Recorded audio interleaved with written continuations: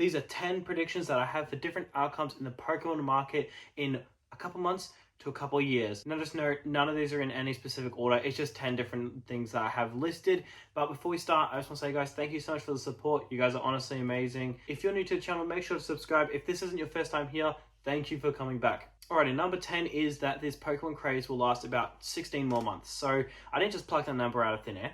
How I got to that number was basically the Pokemon 30th anniversary is coming in 2026 Feb-ish. It's around that range, right? Now, for anyone who doesn't know, anniversaries for Pokemon is a very big deal. And the reason is because they don't really celebrate it like per year. Technically they do, but they don't really. They more of make it a big deal every 5 years. So it's more than likely that it'll be a pretty big deal and it'll be like the last hyped thing for people to latch onto until it eventually bleeds out. Of course, it won't just crash overnight, but until it eventually bleeds out. So I believe that will be the peak of Pokemon, right? I believe that'll have the most Google searches. I believe that'll have the most movement in the market, the most money in the market. I believe that's when most of the money will be in the market. Now, here's the thing. Why is it 16 months and why isn't it like 9 months when it's the actual anniversary happens? Well, first of all, you've got to think for the fact that people aren't going to be buying it on one print wave. They're going to be buying it on multiple print waves. So you've got to give multiple restocks for people to be engaged, because not everybody's going to get it the first reprint. You've got to think like Prismatic Evolutions, right? People are still getting their first box of Prismatic Evolutions that they got at MSRP to this day. Like, yes, some of us got it at release, but most people didn't. Most people had to wait for releases. So you've got that, but you've also got the fact that just because it came out doesn't mean it's just going to dip straight away. More than likely, that's the last thing for people to latch on, and then people will slowly lose interest and it'll kind of like become normal again. All right, number 9 is that older Scarlet and Violet sets will never see MSRP again. So basically, when I label older sets, I'm basically saying anything before Twilight Masquerade. So we'll say like Temporal and behind. So the reason is because these sets are just getting too old. And the thing is, realistically, if the craze does last 12 to 16 more months, more than likely these sets are going to be out of print. So by the time they would get a reprint, they're just going to be out of print. And that's why Paldea Evolved is going up so much, because Paldea Evolved realistically is not going to get another reprint. And even if it does, it's just going to instantly get absorbed by the market. Did you know that Obsidian Flames recently got a reprint? I bet you didn't, because it barely affected the market. It just got absorbed instantly. It didn't even dip the price. So that's the thing. When reprints happen and when people say it's going to come crashing down, a lot of the time a reprint will happen and people won't even know, because it just gets absorbed immediately. Now, of course, this will not be the case for Prismatic Evolutions. I don't think Prismatic Evolutions will ever hit MSRP, but it'll definitely get close. Similar to how, say, Destined Rivals booster boxes, they're not MSRP, but they're close, right? I think that's going to happen with that. But older sets, I honestly think this is the bottom for older sets. I honestly think if you buy anything Temporal Forces and below, I honestly think you're going to make some pretty decent money in the next 12 months if you just hold on to those boxes and you don't sell them. And yes, that includes Paldean Fates, that includes 151, that includes bangers like that. Yeah, sure, 151 will get reprinted, absolutely, but it's going to get its last reprint one day, and it's never going to go back to MSRP, so good chances are that this is probably the bottom for 151. Alrighty, number 8, to be honest, I don't even think this is a prediction. I think this is just me being able to tell the future, because this happens every single time. But I believe Japanese will be dead once again once Pokemon English is back at MSRP, because basically, for anyone who doesn't know, people buy Japanese because it's cheap, but then once everybody does that, it becomes expensive. So then people don't buy it, and then it becomes cheap. But that can only reset when English is at MSRP. Now, when I say that Japanese sets are usually cheap, let's say Super Electric Breaker, right? Surging Sparks. So Surging Sparks was $350 a booster box AUD. I'm in Australia. I go based off Australian prices, okay? Surging Sparks was $350 AUD. Meanwhile, its Japanese one was like $70. Now it jumped all the way up. I mean, it's had a couple reprints, but now it's gone all the way up to like, it was at $150 at its peak. And that makes no sense, because people buy Japanese because it's cheap. People say, oh, but it's better quality. You don't really care about it being better quality. People who say that kind of just coping, they buy it because it's cheap. Let's be real. You would not buy the Japanese version if it was the same price as the English one. And that's not me saying that as like predicting it. The numbers just say that. Like, I'm just the messenger. You can say I'm wrong, but the numbers say that, right? More people are buying English versus Japanese. The only reason why people buy Japanese is because it's cheaper. But the second it doesn't turn cheaper, or you can get English easily, Japanese dies immediately. Or number 7 is that Black Ball and White Flare will be the first Scarlet and Violet set since Prismatic Evolutions that will be easily found at retail. So first of all, let's just go ahead and say this. It is the only set since Surging Sparks that you can actually order binder collections, poster collections. You can order that stuff online. You can order at MSRP. You can buy it off Kmart or I think EB Games. Yeah, EB Games. You can buy tins. You can buy this shit at MSRP. Now, the other stuff like ETBs, okay, more than likely booster bundles won't be MSRP, but I would probably say even at ETBs are only like 110 or 120. They're barely even over MSRP. And every single time a big store like Kmart releases pre-orders, it just tanks it to the floor. So more than likely, Black Bolt will be the first Pokemon Scarlet and Violet set to be MSRP ever since this craze started. Alrighty, number 6 is that Pokemon Scarlet and Violet singles from the newest sets will just crash, and I think they'll continue to go down. The reason is because these boxes are not MSRP. So when they are MSRP and it's more accessible, what's going to happen is that the singles are just going to crash. Supply and demand pretty much just explains this, right? If there's more boxes in supply, that means it's more readily available to be opened. If it's more readily available to be opened, then more singles are going to be out. If more singles are out, then supply eats up the demand. So then supply will eat up the demand and then it'll crash even more. The Pikachu being 450 to 500, hey, it's still a lot. Yes, it's a lot lower than from its all-time high, but I see that being a $300 card. I see the Latios being a $150 card. I see the Umbreon, honestly, SIR, I would see it doing similar numbers as the Umbreon VMAX from Evolving Skies. For anyone who doesn't know, the bottom for the Umbreon VMAX was about 700 AUD. And when I say bottom, I mean that, yes, it started at like $300. Like, it was really cheap when it came out. But it technically did go to like $1,000 and then it went down. So when it jumped up, then going down, it was like $700. I could see the Umbreon SIR doing the same. If you disagree with it, honestly, please do comment because I'd love to go back and forth and see your logic why. My logic towards why I believe it'll go down to that price is because as newer sets come out, the demand for older sets just tank. And people don't really realize this, but yes, Prismatic Evolutions did so well at release, but you do realize that's because it was short printed, but also it was the latest set. Every single time a set comes out, it just does so well. Take Pikachu, for example, from Surging Sparks. That thing, ever since release, has just been going down. It's just been on this spiral of just going down. That's the thing. Same as the Umbreon. Same as all the evolutions from Prismatic. They've all just been going down. But I don't think you should start buying them. I think they're going to go down more. I could see the SIR evolutions going to like $150. I could see the Umbreon being like $600 to $800. And the reason is because it's cool. But at the same time, there's so many more print waves ready to come out. Like, let's be real for a second. If you want that Umbreon, more than likely you would have bought it already. So it's like tons are entering supply, and more than likely, a lot of time with Prismatic Evolutions, people are chasing a specific evolution. And if they don't pull that evolution, more than likely they'll just sell it. For example, I wanted the Leafeon evolution. If I opened up Prismatic Evolutions and pulled it, happy days. If I didn't and I pulled any of the other ones, I would just sell it immediately. And a lot of people do that because they're chasing specific cards. And that's the thing people don't understand is that if you're chasing a specific card, all the other cards that you pull, you're just going to sell. So the thing is, when you get so much selling pressure, it causes the prices to go down. And we're already seeing this. But what happens when there's those Costco restocks for the ETBs? What happens when there's more print waves of other products? What happens when they set in and booster packs become more accessible than ever? I mean, poster collections. I mean, some stores have gotten Prismatic Evolutions poster collections and they've been on stores and they've been on shelves for like days. Man, I talked to a couple of employees at some Toy Worlds and they said that they literally had poster collections like for multiple days. Because yes, Prismatic Evolutions is a hot set, but at the same time, it's just becoming more accessible. So the singles will just crash over time. And this only goes for new sets, not older sets. Alrighty, number 5 is that Paldean Fates will be the second most expensive booster pack or booster bundle from Scarlet and Violet. Now, the reason why I say this is because Paldean Fates is honestly, it just seems like it's kind of getting ready to shoot up. And when I say that because it's older and it's got a lot of good cards, but also it does have the Gardevoir that is going to be, there's going to be a Mega Evolution Gardevoir in the Mega Evolution sets.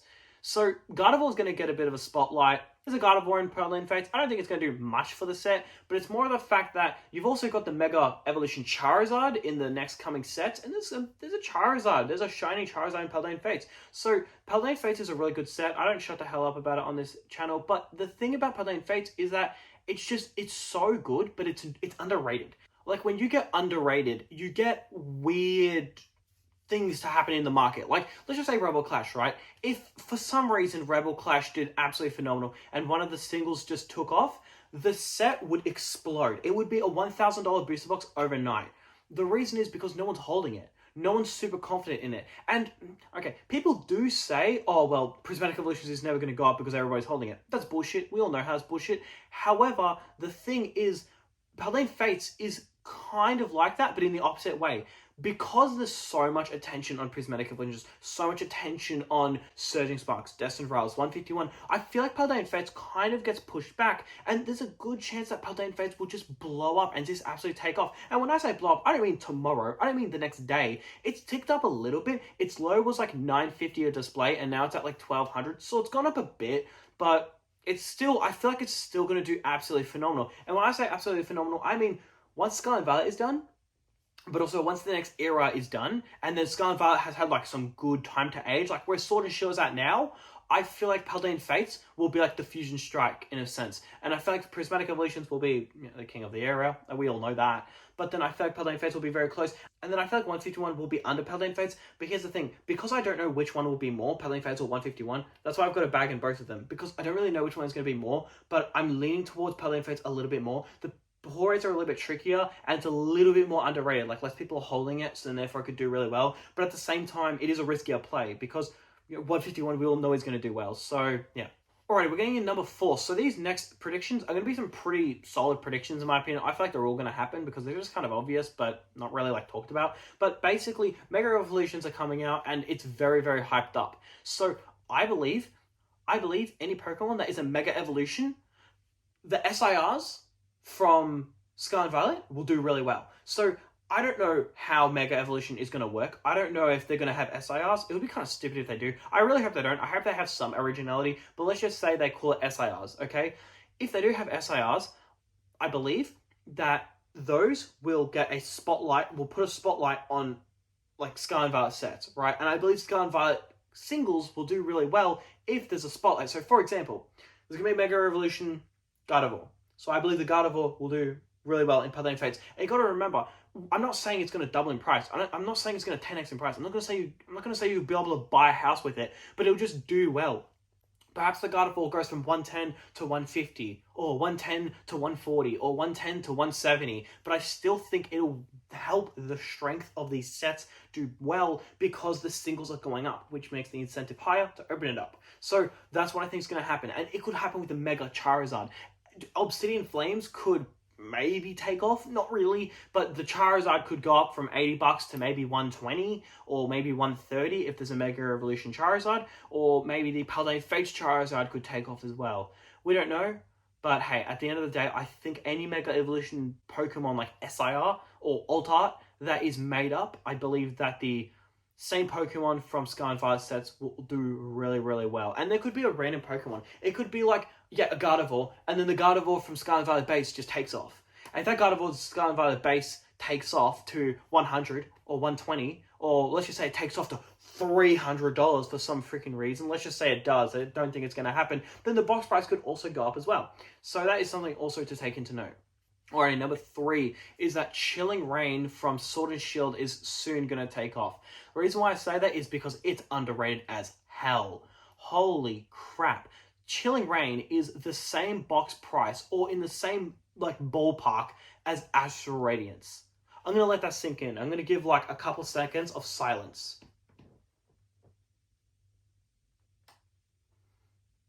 Thanks, guys. Okay. That's ridiculous. Astral Radiance is a horseshit set. We all know it's a horseshit set. The Machamp is okay at best. The Misty is okay at best, right? But Chilling Reign is a really, really good set. So let's look at the benefits of Chilling Reign. It has a lot of good popular Pokemon, like it has Moltres, it has Blaziken, and I can't think of any other Pokemon, but if I Google the set, I'm pretty sure I could name a couple other ones. So it has a lot of popular Pokemon, but it also has expensive Pokemon, and its difficult pull rates just only helps it go up more, right?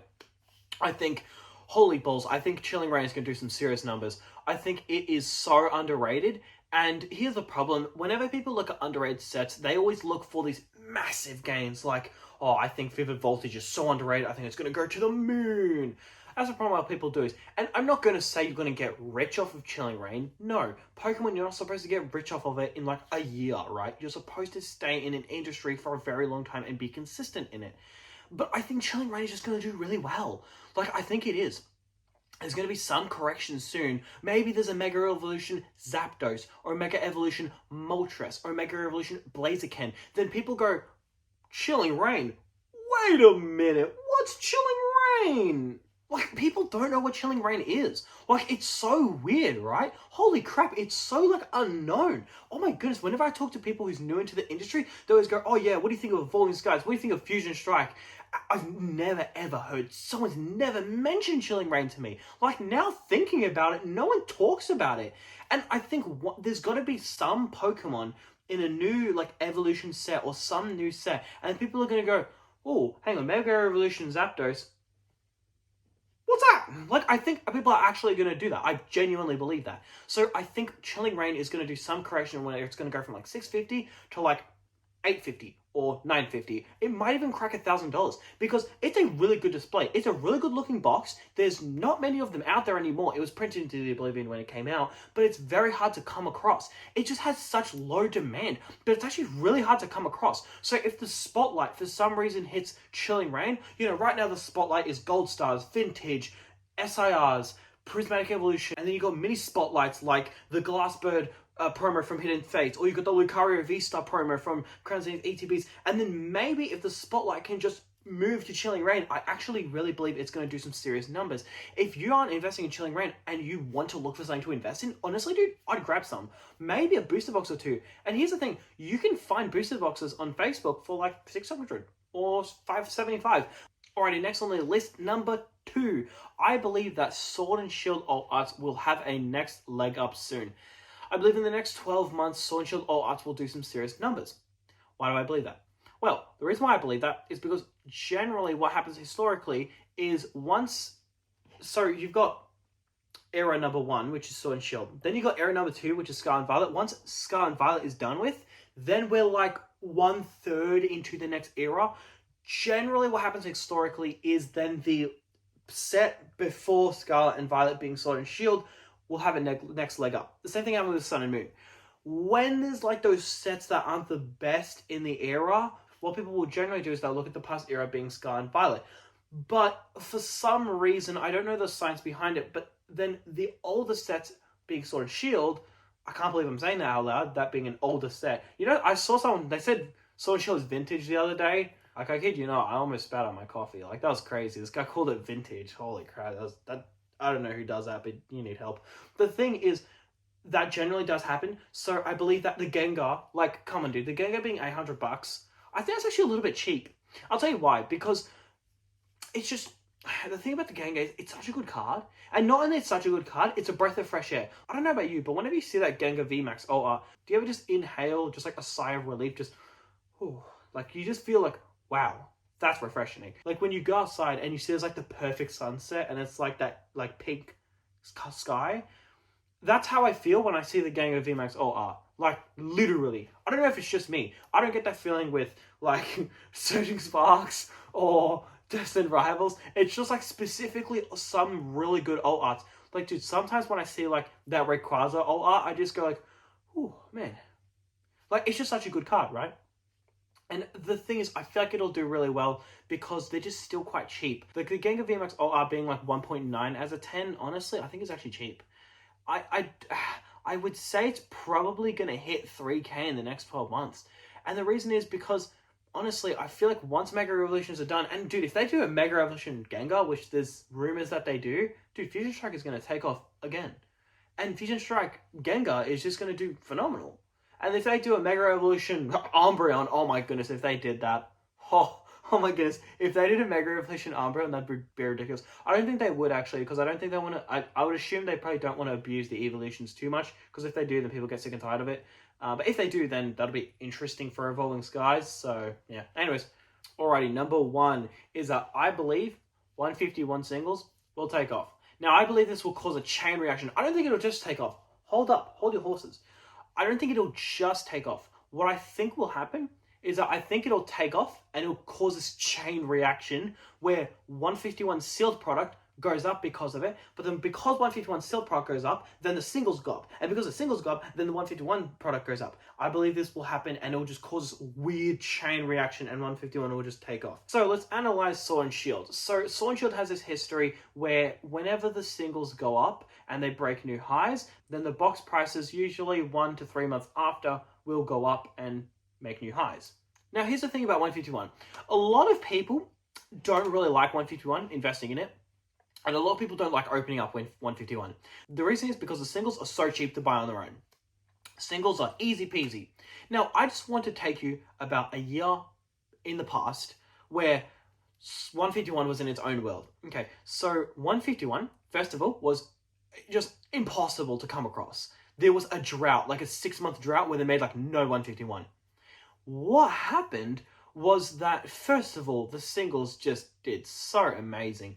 It honestly reminded me of Evolving Skies in the way that if you listed a single, it would sell immediately.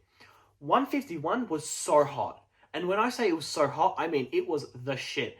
If you listed a Charmander at market, you would sell in a couple hours. It was ridiculous. If you listed 151 booster bundle, even at market price, like, dude, there was one point where booster bundles were $220 on eBay, and they were selling. Like, that was cheap back then. Well, okay, it wasn't cheap. It was the all-time high of booster bundles, but it was that price once, right? And the thing is that what happened was that the singles were so, like, hot. The singles, you would sell an $80 card, list it, and boom, it would sell it immediately. And this happened a lot. Now, not only that happened, the bulk was hard to come across. There was a drought of bulk because people kept master setting it. So many people master setted specifically 151 that there was a drought of bulk. Now, I used to sell bulk and I used to sell like bundles and stuff, but I couldn't come across 151. And what happened was people would charge like 50 cents a reverse holo. You gotta remember, reverse holos, usually people buy them at maybe 2 cents. Maybe people would buy reverse holos at 3 cents if it's like Prismatic Evolutions. 151 reverse holos? Oh my gosh, you had to pay 50 cents per. The Mewtwo reverse holo was $15. The Electrode was like $25. The Articuno was like $12. Oh my goodness, the Gengar was like $8 for reverse holos. You get 2 reverse holos per pack. You could literally pull a Mewtwo and a Gengar and get like a $35 worth of reverse holos. And then, I don't know, maybe you'd pull an SIR and then you would just get a ridiculous pack, right? That happened. And the thing is, not only 151 was hot, but it was so popular because the cards were so, like, everything about it was so cool. The reverse holos were expensive, there was a drought on those, and there was just so much demand for it. Now, yes, I've been yapping on for a bit, and what is my point? Well, my point is that 151 has sort of slowed down because the singles have slowed down as well. So what I think is going to happen is all of a sudden, out of nowhere, I believe all the 151 singles are absolutely going to take off. No prediction towards when. I have no idea when. But I believe what will happen is as it gets harder to get sealed product, then people will buy the singles and they'll go up. What will happen is after the singles absolutely shoot up, what's going to happen is that then the sealed product is going to take off. And you know why? Because a lot of people don't really like opening up 151 because it's not worth it. You buy a booster model for $100 and open it up and you have one card you can profit on. If you pull that Charizard, you make a profit. Other than that, you lose money. That's not very enticing to open up 6 booster packs. Usually with a booster box, there'll be 1 Pokemon card that you can make your money on. Problem is, with this, it's 6 packs. So it's like way less enticing to open it up. So what I believe is going to happen is I believe that the singles are going to go up, then making people want to open it up. When people open it up, then it becomes harder to access the sealed product. And then once it becomes harder to access the sealed product, then the singles will jump up again, and then the sealed product will jump up again. And it'll cause like this chain reaction.